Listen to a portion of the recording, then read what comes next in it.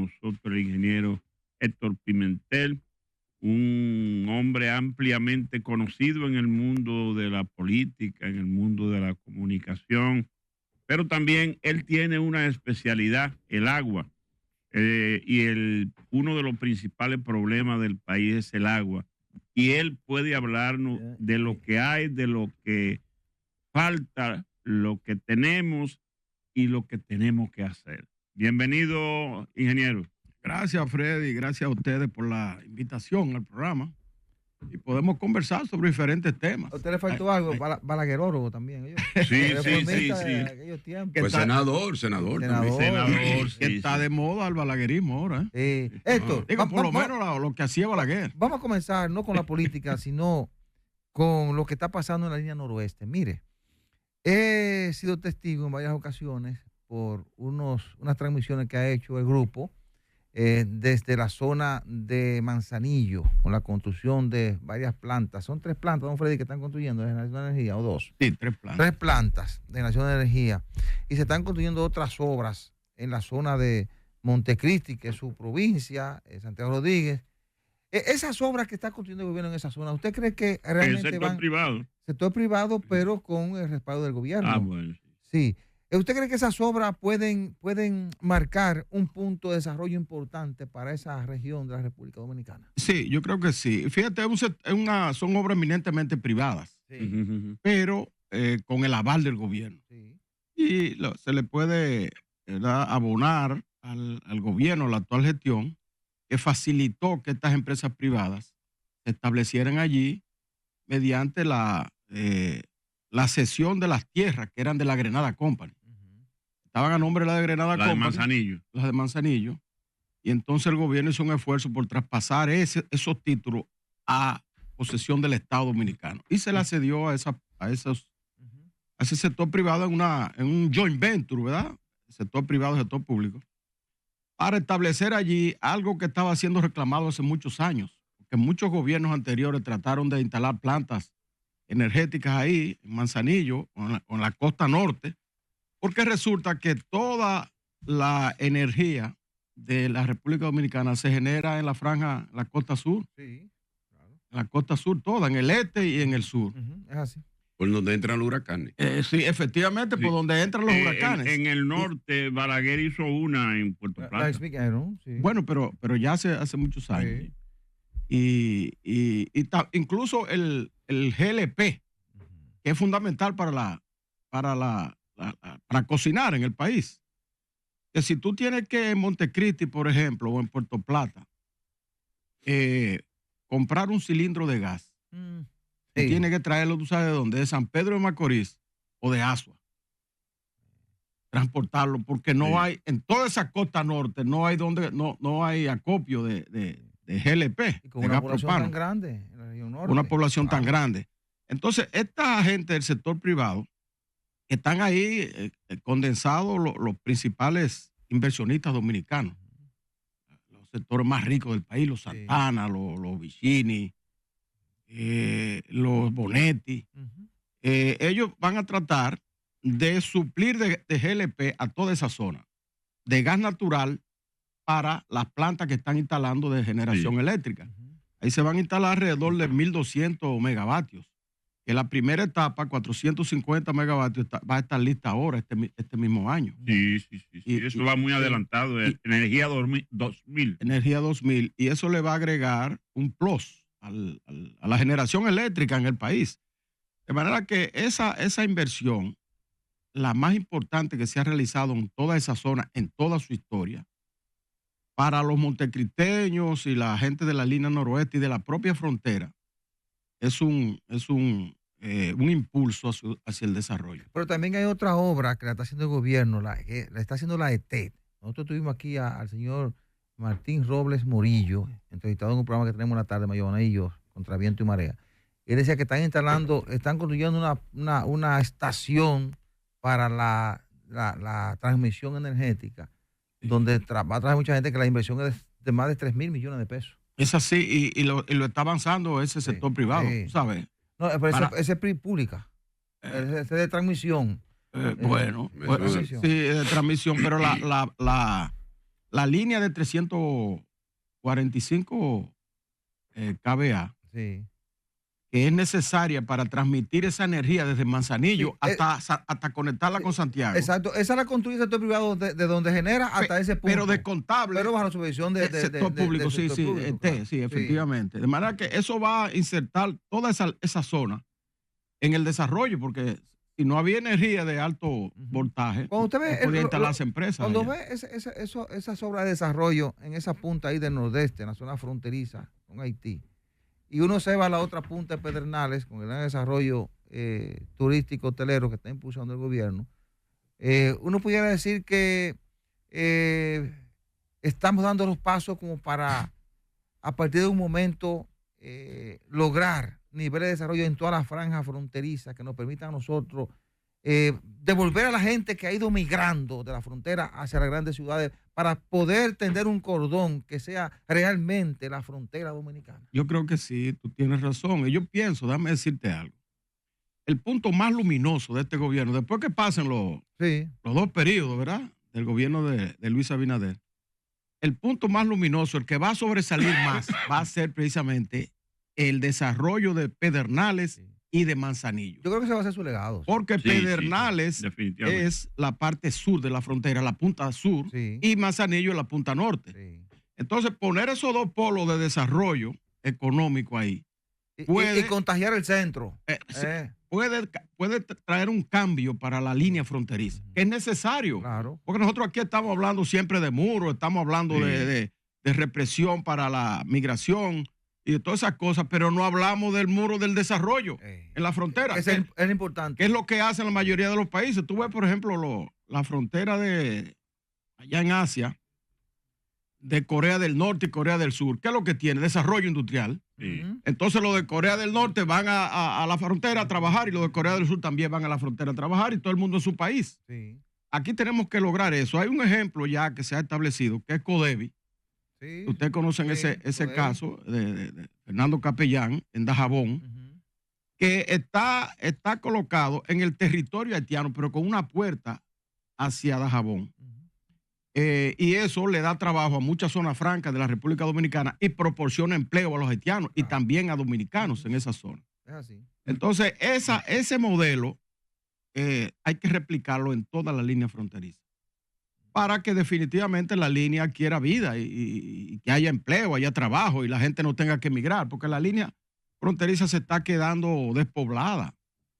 Todos los censos, cada vez que hacen un censo, cada 4 años, aparecen menos habitantes en esas 5 provincias fronterizas. Héctor, tú has mencionado 2 cosas fundamentales como posibilidad de impronta del gobierno actual.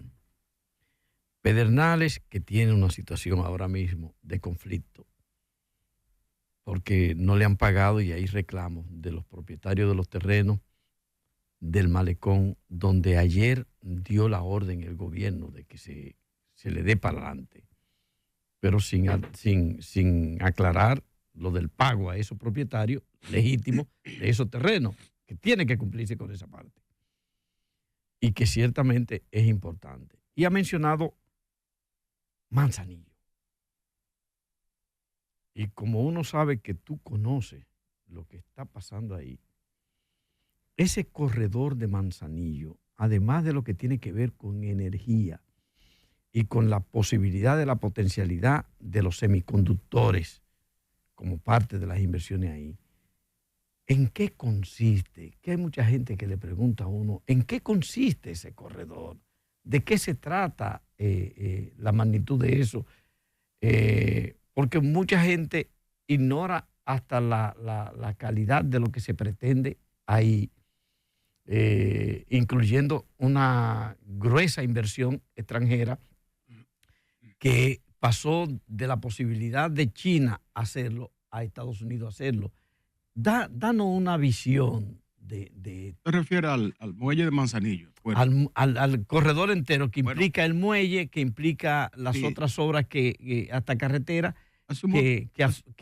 que impactarían eso que tú dices, que es esa zona de desarrollo fronterizo. Hace un momentito yo hablé de la inversión privada que se está haciendo en Manzanillo, pero no hablé del puerto de Manzanillo, que también se está rehabilitando. Ese es el puerto público, porque el sector privado que está construyendo las plantas de gas, la terminal de gas, tiene su propio puerto. Incluso ya está concluido, el presidente fue y lo inauguró. Que es donde ellos van a copiar el gas natural que viene importado en los barcos, en ese muelle, y lo van a alimentar a sus plantas. Ahora, el puerto de Manzanillo, que es el puerto público, hace ya unos meses que fue licitado y una empresa privada procedente de Colombia. Ese es el muelle viejo. El muelle viejo, sí. Que se propone con un préstamo del BID, que también ya fue aprobado, de 100 millones de 100 dólares. millones de dólares. Rehabilitarlo para que ahí puedan venir barcos grandes, barcos tipo Panamá, de los que cruzan el canal, que puedan venir ahí a traer y a llevar mercancía. Ahora, para que eso, cuando ese puerto esté listo, entonces será necesario que se desarrollen industrias por esa zona, incentivar la zona franca, que de hecho ya hay muchos propietarios de zona franca de Santiago que se están estableciendo allá. Específicamente el grupo de Mícalo Bermúdez ya tiene una porción de terreno ahí apropiada en el cruce entre Manzanillo y cruce de Copey, como le llaman.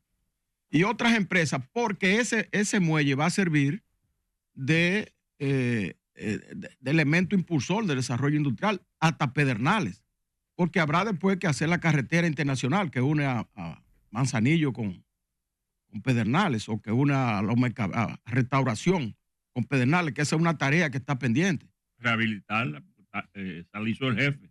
Bueno, hay un trillo que se cruza, pero en muy mal estado. Habría que hacerla, esa carretera. Esa carretera incluso se licitó en los gobiernos de Balaguer y la ganó una empresa, creo que la ganó una empresa ahí que lo tiene asignado, pero no se un amigo nuestro, sí. Mira, ingeniero. Pero no se han asignado los fondos, que nosotros esperamos que se asignen los fondos para que definitivamente ese corredor pueda desarrollar. Si yo decía ahorita que el punto quizás más luminoso de la actual gestión de gobierno es el desarrollo de Pedernales y Manzanillo, porque aquí había mucho, desde el punto de vista turístico, cuando Balaguer se crearon alrededor de 6 polos turísticos, pero solamente se desarrollaron 2. El Este, Punta Cana, Puerto Plata, Don Bávaro y Puerto Plata. Ese fue el primero. Después todos se quedaron rezagados. Sí, el primero, que Balaguer lo hizo con Infratur, incluso con recursos. Lo que hizo Balaguer con Infratur en Puerto Plata es lo mismo que está haciendo ahora Abinader en Pedernales. Esos recursos con que se están construyendo esos hoteles son del Estado. En un fideicomiso público. Maná también fue así. Entonces, solamente se desarrollaron 2 desde que Balaguer creó todos esos polos. Y ahora Abinader le está agregando a Pedernales, Punta está agregando a Punta Bergantín, Pero el mismo Puerto Plata, Pero le está agregando al Ceibo, Miches. Y Samaná, que está en auge también. Y bueno, pero todavía Samaná ya ha ido desarrollando antes de eso. Poco a poco, ¿verdad? Con el aeropuerto que se hizo anteriormente y eso. Pero le va a agregar 2 polos turísticos importantes al país. Y mira, algunos ingeniero, polos de desarrollo. déjame hacerle una preguntita que me están llamando allí unos muchachitos que hay por aquí. ¿Usted conoce el poblado haitiano Malfetí en Haití? Allá. Malfetí, eso cerca de Dajabón, por allá por la zona. Ahí ayer, ponme el videíto, que la diáspora haitiana donó 1 millón de gur para la construcción de otro canal igualito al que se hizo, que desvió las aguas.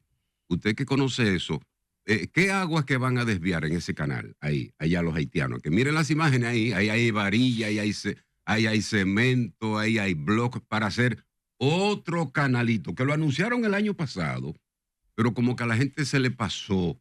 Entonces no se sabe, yo prácticamente no sé de dónde que se va a alimentar ese otro canal, si es de agua, hay del una mismo zona. Masacre o dónde, porque eso está cerca de allá. ¿Usted recorrió eso en helicóptero cuando el lío Sí, yo he recorrido eso a pie y en helicóptero también. Sí. Pero yo pienso que ese es por la zona de Capotillo. La zona, ¿tú sabes qué? Hay un área que va desde, o sea, el Masacre converge con un río haitiano que se llama Capotille, en la zona de Don Miguel, donde se habla de construir una presa dominicana. Porque el río Dajabón viene de una cuenca dominicana desde Lome Cabrera. Sí. Y va bajando, y ahí en la zona de Don Miguel converge con un río que se llama Capotille, que es un río haitiano, Sí. que refuerza el río Masacre, porque a partir de esa convergencia, va a la zona de aduana de Dajabón, el río va más reforzado.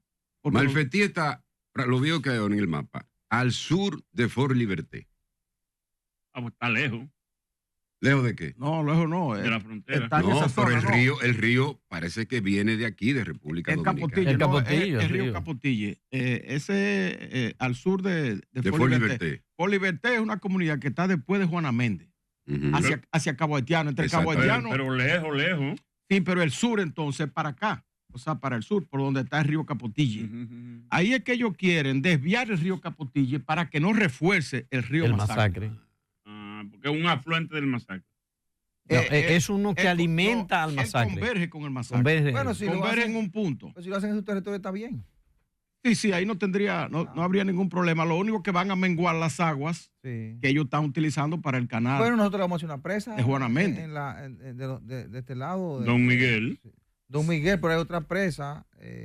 Pero fíjate, la presa de Don Miguel no afectaría el caudal del río Masacre casi. Porque el río Dajabón, No, pero nosotros vamos a hacer en el Altibonito. El nuestro. Vamos a hacer una en el Altibonito. Una presa. no, el Altibonito ya eso es en el sur, eso es otra cosa. Sí, pero esa se va a hacer en el Altibonito porque ese río nace aquí y corre hacia Haití. Sí, el Altibonito es el río más grande Claro, de la pero isla. nace aquí y ellos tienen una presa de ese río allá en Haití. Sí, ese es en el sur, pero Sí. aquí, por la zona de Elías Sí. Piña, pero aquí estamos hablando ahora en la zona norte. El río Dajabón, que es el río nuestro, que converge con el río Capotillo y forma el Que es masacre. el mismo masacre, de Jabón es el mismo masacre. Ese río nosotros lo tenemos represado en varios lugares. El acueducto de Dajabón se nutre de ahí, de la presa Cola de Caballo. Y también hay un canal, que es el canal que de riego principal de Dajabón, Sí. que también se nutre de ahí.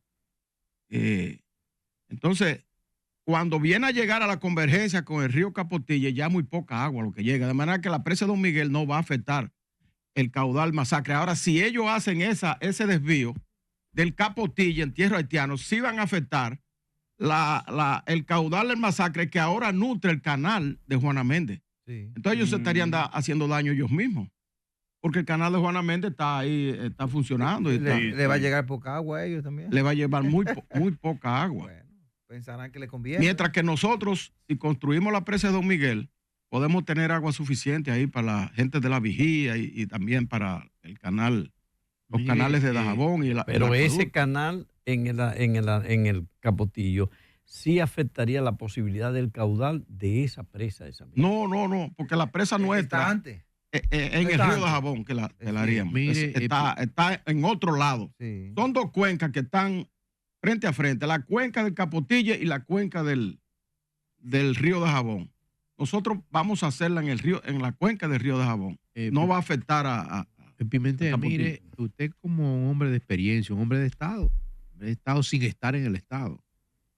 Si usted lo pone a valorar el gobierno de Luis Abinader del 1 al 10, ¿cuánto usted le daría? Tendría que esperar que él termine su Pero son gestión. 4 años, lleva 4 En los pasados 4 años. Sí. Bueno, yo diría que ha sido un gobierno aceptable. Aceptable Ajá. por el hecho de que el país ha seguido su curso de desarrollo. Nosotros venimos creciendo desde el punto de vista económico y manteniendo una estabilidad política y social desde hace muchos años. Yo diría desde el año 66. Sí.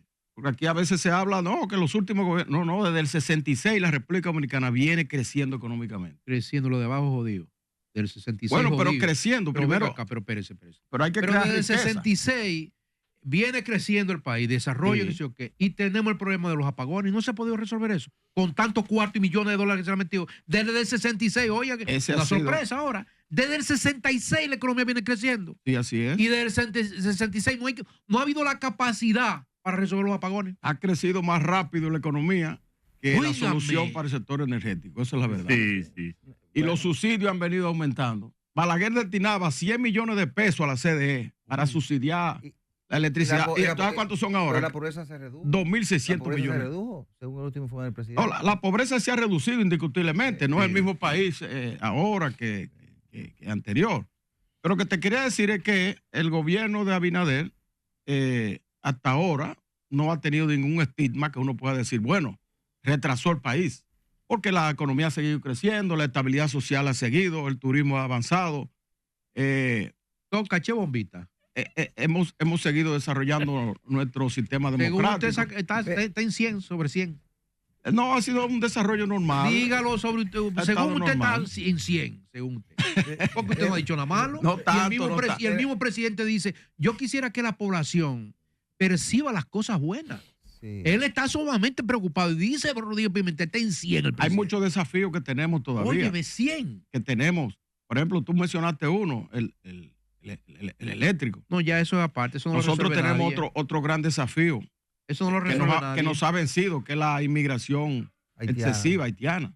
El endeudamiento. Ese es otro gran desafío. La educación no hemos avanzado mucho en el aspecto educativo. Héctor, lo de la provincia de Montecristi en el orden del turismo, ¿cómo ha ido?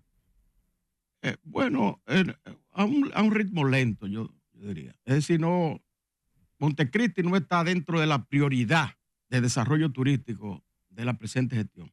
Pero yo he visto algunos hoteles que ya se han establecido hoteles pequeños. Por ejemplo, hay un hotel que se estableció de primer orden, que lo estableció la inversión, los inversionistas. Sí, lo de la planta. Lo de la planta, pero ese es un hecho, ¿verdad? Sí, ya eso es particular. Particular de ellos, sí, pero no ha habido una atención de primer orden, como lo ha habido, por ejemplo, en Miches o en Pedernales, para el desarrollo turístico de Montecristi. Lo que sí se ha avanzado es en la inversión para el desarrollo industrial y energético.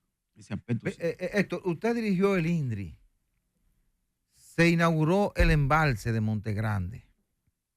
Sin embargo, ha habido denuncias de personas residentes en la zona, de productores, de que la presa está filtrando. Dice Olmedo Cava, que es el director del INDRI, que no, que eso está dentro de los parámetros normales.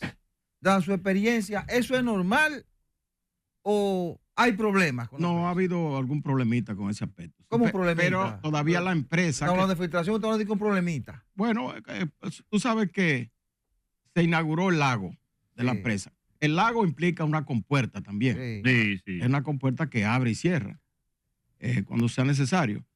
Y es verdad que ha habido filtraciones por la orilla de esa compuerta. Entonces, se ha estado trabajando en eso. Todavía la compañía que lo está construyendo no ha entregado totalmente la obra. Entonces, eso es un asunto que hay que corregir. No hay que desmentir eso. Eso es una realidad. ¿Montegrande comenzó con usted o venía antes? Bueno, antes. Montegrande la concibió el gobierno de Juan Bosch. ¿Pero quién fue que comenzó a trabajar? ¿Quién dio el primer Picasso? ¿No fue usted? ¿No fue usted? Bueno, en mi gestión se hizo la licitación. Usted ve, la empresa la Andrade Gutiérrez fue eso. Y ganó la empresa Andrade Gutiérrez. Brasileña. ¿Por qué ganó Andrade Gutiérrez en esa ocasión? Que incluso fue cuestionado, ustedes recuerdan. Sí. Que se hablaba de que había sobrevaluación. Y la empresa se licitó en $270 millones. ¿Cuánto van? ¿Sabes cuánto van ahora? ¿Cuánto va? 650. Déjeme decirle, aparentemente. Entonces aquella vez lo ganó porque fue con un préstamo de un banco brasileño. Ahora por el tiempo, porque tiene 20 años en construcción. Y entonces los brasileños... Hay que ser justo. Sí, no, claro. Hay que ser justo. El quintal de varilla en ese tiempo no costaba lo que cuesta hoy. No, claro. Pero de la funda de cemento no costaba lo que cuesta hoy. La funda de cemento costaba 70 pesos. Claro, cuando las obras se prolongan en el tiempo, se encarecen porque la inflación la encarece. ¿Cómo es posible que tenga 2 décadas, óigame, mis queridos amigos que nos ven y nos escuchan, 2 décadas una obra por construir, 20 años una obra por construir? 2008 aquí, ¿cuánto hace? Y no tiene fin. Pero venga acá, señores. Son 16 años. 17 años. 17 años sin terminar una obra. Dígame, ¿cuál es el qué del asunto? Que nunca hay un fin, nadie ve luz en el túnel. ¿Se acaba cuándo se acaba 17 eso? Ahora, lo que sí está resuelto son las inundaciones. No, mira, espérese. En el sur, no hay inundaciones. Le estoy ya. hablando a él. Primero, él es ingeniero y estuvo como director ahí. ¿Cuándo la población dominicana se puede hartar, cansar de meter tanto cuarto ahí que no se termine eso? Dígame. Más o menos, una luz en el túnel, dígale a la población. Más o menos. Mira, el rezago que ha habido aquí en la construcción de presas es responsabilidad de todos los gobiernos después de Balaguer. La última presa múltiple que se hizo en el país es la presa de Monción. Y Balaguer la terminó en el 80, cuando salió en el 96. Sí. ¿Tú sabes cuánto duró Balaguer para hacer la presa de Monción? 2 años. Oiga eso. Cuando le quitaron los 2 años, cuando la crisis del 94, que nada más pudo gobernar 2 años más, él en el discurso en el Congreso Nacional dijo que en razón de ese recorte de su periodo iba a dedicar toda su energía y recursos a construir 2 obras. ¿A él le quitaron 2 años o lo regalaron 2? Bueno, eso ya es cuestionable. Se equilibrado. No lo desconcentre, sigue. Ya eso sí, desde el punto de vista que se vea. Él dijo que se iba a concentrar a hacer 2 obras, que era la presa de Monción. Y la terminó. Para darle agua a la línea noroeste, que tú recuerdas cómo era la línea noroeste, que había que tener tanques afuera porque iban unos camiones de Santiago a echarle agua. Y la otra es la carretera Duarte con 4 carriles. Hubo un problema con la tubería en esa presa, ¿no? ¿No fue ahí que hubo un problema con la tubería? No, porque el acueducto lo hizo posteriormente el gobierno de Hipólito Mejía. Hipólito Mejía. El acueducto de la línea, pero la presa la concluyó Balaguer. El embalse. La presa. La presa completa. No el embalse como ahora. No, la presa completa. Él hizo la presa y luego... ¿Y qué es lo que lleva la presa? Vamos a ver, porque... No tiene varios componentes. ¿Hizo los canales? Bueno, pero los canales lo hizo Hipólito. Sí, hizo los canales. La presa hizo los canales. Los canal sobre el río Mao. Porque la presa era básicamente para el acueducto de la línea noroeste. Entonces después el gobierno de Leonel Fernández, que vino posteriormente, no pudo hacerlo porque recuérdate que hubo algún cierto bloqueo en el Congreso porque el PLD no tenía mayoría. Y entonces no se pudo comenzar esa obra del acueducto y después la concluyó entonces Hipólito Mejía. Muy bien. Bueno, el caso es que esas 2 obras, y la hizo las 2 en 2 años. La carretera Duarte, esa carretera Duarte que es de 2 carriles, esa la hizo Balaguer en 2 años. Y lleva 12 ahora. ¿Cuánto lleva ahora ampliándola? Bueno. Eso comenzó con Danilo y todavía no, sigue. y el dinero que se ha invertido ahí. Entonces, ¿a qué se debe? ¿Cuándo se termina? Ese rezago que termina en 2050 que más tú o menos. señalas 17 años para una presa y no se termina. No es responsabilidad de este gobierno, es de todos los gobiernos después de Balaguer. Es porque los cuartos del país lo emplean en gastos corrientes. No, y que anteriormente... Es que no se hacen apropiaciones para invertir. Y anteriormente Balaguer decía, sácalo de esa caja, ahora hay que licitar. Pero ¿tú sabes ahora hay que cuánto licitar. destinaba eso no Balaguer? son vía préstamo de Monte ¿Tú sabes Grande? cuánto destinaba Balaguer del Producto Interno Bruto a la construcción de obras públicas? El 7%. Eso sí, que el país no avanzaba. ¿Tú sabes cuánto se está destinando? El país no avanzaba, el salario mínimo Pero todas las obras que hay por ahí eran y 70 edificios pesos. Él lo metió todo en obras, 70 pesos costaba el salario mínimo. Bueno, el 7% del PIB. Ahora tú sabes cuánto se está empleando. Apenas el 2%. Y a veces no llega al 2%.